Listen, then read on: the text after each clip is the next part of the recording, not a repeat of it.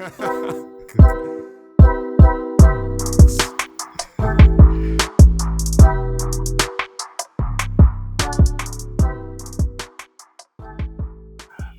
right, so tech layoffs are still a thing, and I'm gonna go to the first one.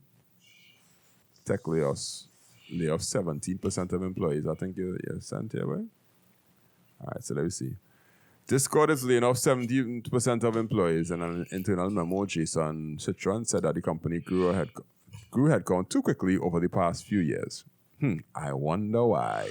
The cuts were announced today. The employees in an all-hands meeting and internal memo have obtained. They'll impact 170 people across various departments. That's the Discord one. And the other one, Twitch. Yeah, Twitch is laying off people too. So I'm gonna get an article up. So we can just kind of talk about each one of them first. Yeah, Twitch. It's the same page now found. So hold on, maybe I pasted it twice. Oh no, yeah, coming up now, right here. All right, Twitch has confirmed plans to axe over 500 members of staff. In a blog post, CEO Dan Clancy said, "We will have to work We have work to do to right-size our company before confirming over 500 people will be let go. This will be a very hard day. Our service existing power communities to create together, and every single one of us has played blah, blah, blah, blah." Basically, Twitch saying, we are too much people for the amount of money that we're making, because basically when you're downsizing, the amount of money that you're making ain't going up. Yep. and your salaries either staying the same or going up. Then that means no profits. And if you have no profits, you have to find a way to deal with your lack of profits. Yeah. And most companies' biggest expenses is employees and salaries, So again, this is more or less a byproduct of the pandemic, During the pandemic, you had the boom. Companies started to make a lot of money, especially tech companies, because, people home, you really have nothing, you can't go outside, so you turn to technology. So they started to make a lot of money. And I don't know, for some reason, I don't know if they thought, but they hired a lot of people, probably thinking, all right, we projected to be growing a lot. Yeah, that we sustainable, we're growing a lot, and that, will probably continue for a long time. But almost as soon as the pandemic ended, and I guess it coincided with some other economic stuff why as well. I learned the other day that Taylor Swift is making $1 billion from her tour, like 1 point something $billion. What I think happened is the money just shift back to where it normally was. Like during the pandemic, all of the revenue and the money went into technology because everybody was going there. Yeah. But now that people could go to other places and they could do other things, the money's starting to balance back out, for lack of a better word. Imagine you making $1 billion from a world tour. Your carbon emissions more than our country just from your tour alone. That is why I read it. That is one of the students in school told me about that. Your carbon emissions more than some countries. And I was actually telling them I don't know one Taylor Swift song, and just kind of talking about that. And I was telling them, no, this woman can't be making $1 billion, and I don't know why. Yeah, I don't even Fireflies. I think she sang that song. Don't quote me on it, but I think that's the one Taylor. You might be embarrassing yourself, but I'm not here to embarrass you, because I myself wasn't embarrassed, but I was just like, and Beyonce making like $700 million off of her world tour, and you get correct? Yes, Firefly. No. Yes? Yes. All right, well, you ain't gonna show your age, but yeah. So these people, entertainment now gets the ability to take back a large chunk of the revenue that was taken away because of COVID. And these tech companies now had a fight up with that. You know what? You know what it is too, apart from that, right? The tech companies, when you look at the quality of the hires and what the people were actually doing, you know, the type of jobs they were hiring, they had a whole diversity section and inclusion this, and you know, when you look at the core technical skills that the people they were hiring at and the roles, it was like, you don't really need this, you know. So it come like they had a whole extra money, and it's like, all right, let me hire some people. You know, it didn't really move the needle in terms of the productivity the core, or yeah, the the core. Look at Elon Musk. Who he came in and do with Twitter. He more or less cut them down to bare bones, and I mean it had one or two hiccups along the way with Twitter, but right now Twitter, for the most part, running fine, running well. You know, when last you hear incident about Twitter, so that means they cut a lot of fat that probably wasn't needed. I know at the time, a lot of people came down on Elon Musk about that and whatever. He just sending people home, but soon, as you remember, soon after, everybody else started to do it too. You know? No, the article that I sent with Google, here's their statement. They're saying that to best position us for these opportunities, which is, Google has also AI. shifted its focus to prioritize development in areas like artificial intelligence, launching products like the chatbot Bard and the large language model Gemini as it races to keep up with competitors like OpenAI, Microsoft, Amazon, whatever. This positions us for these opportunities throughout the second half of 2023. A number of our teams made changes to become more efficient and work better and to align their resources to the biggest product priorities. A Google spokesperson said. Some teams are continuing to make these kinds of organizational changes, which include some role eliminations globally. And that's the nice way of saying people who not able to do these things, we do see the need for you. And you make a good point just now where you said you hire people for diversity and you hire people for this and all kind of roles and whatnot. But a tech company is a tech company. Yeah, and I saw Elon Musk went in and was like, that is the first thing he started cut. That was sure. And I mean, everybody follows suit after. So, like, jobs in tech now are going to require, like, many people wanted to work for a tech company because they need other things. They need chefs, they need this, they need that and whatnot. But the tech company is not realizing, we can't be feeding people every single day. We can't be providing rooms and gym memberships, gym and all and gym membership and all that kind of stuff.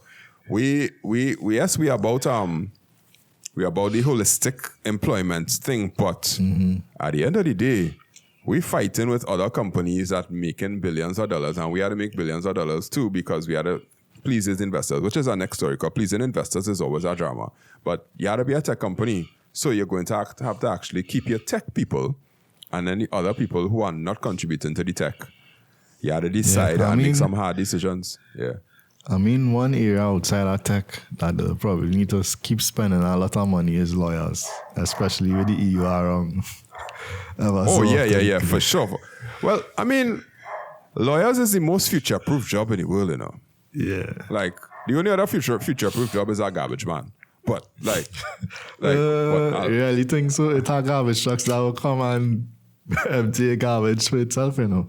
They'll come once it's in the correct type of bin, they'll grab it with the arms and empty it. I mean, you probably still need the guy to drive the truck. And the lawyer will be the one that will come to defend those people for the union who say, no, we need to keep their jobs. Lawyer is a future-proof job because there will always be loopholes in laws. No matter what you do, the world changes fast enough. So, the tech companies will need to have a strong law, litigation, lawyer, whatever. And I kind of happy for it because I believe that technology is not a job in technology, or being a technical person or being an IT person is not for everybody.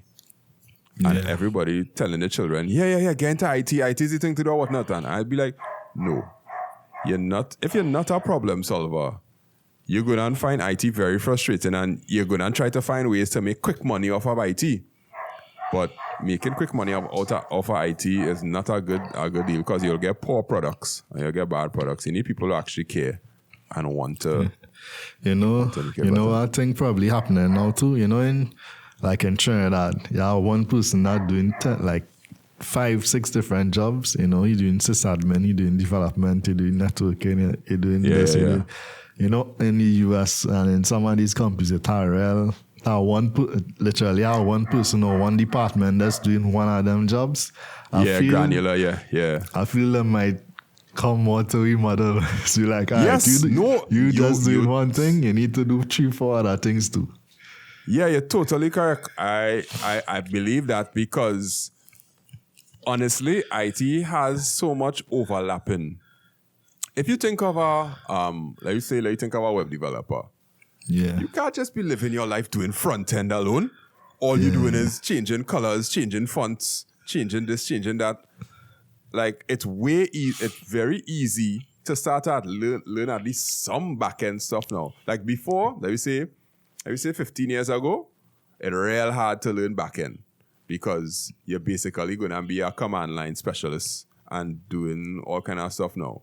But now it have a GUI now for most backends, and you're at least able to probably change files on the server. You don't have to call somebody and be like, I need to edit something.php. How are doing that? No, it have a GUI now which looks like whatnot. So the overlapping, I personally believe that you should be able to overlap in certain parts of IT and not be vexed because of it. Yep. No, you can't give somebody overlapping of IT and marketing or IT and sales or IT and HR. But you could give IT people the overlapping of, well, the type technologies available now for us to be able to say you're a web developer. You're not full stack, but you're a web developer. Or if you're developing apps and they say, well, you're not an iOS developer and then hire Android developer. Yeah, I'd be like, you're supposed to be able to handle both languages or use across a single language. Yeah. And if we get to that, I think we'll be in a better place technology-wise because the people who actually in tech will be technical. Yeah. I get you. That's the best way I could put it. But there's still some taken advantage of that'll be happening. But everybody has get taken advantage of in jobs all over in different places. So on the next side of it, right? So it's all this company that I'm familiar with, a US company, right? And they had US employees who are, doing engineer jobs, developer jobs, jobs like that, right? And they send their US people home, really well-paying jobs, and they outsource it to India. And guess how much they pay the Indian developers? Or a quarter of the amount. $1,000 a month. And again, the same type of output, same type of. So it's like that doing that is like. That one kind of diabolical. Well, that is an American problem from long time. Yeah. Because they outsource the manufacture of cars. They outsource the manufacture of clothes. Yeah. Clothes, yeah. So it come like the same thing kind of happening now with technology, Yeah.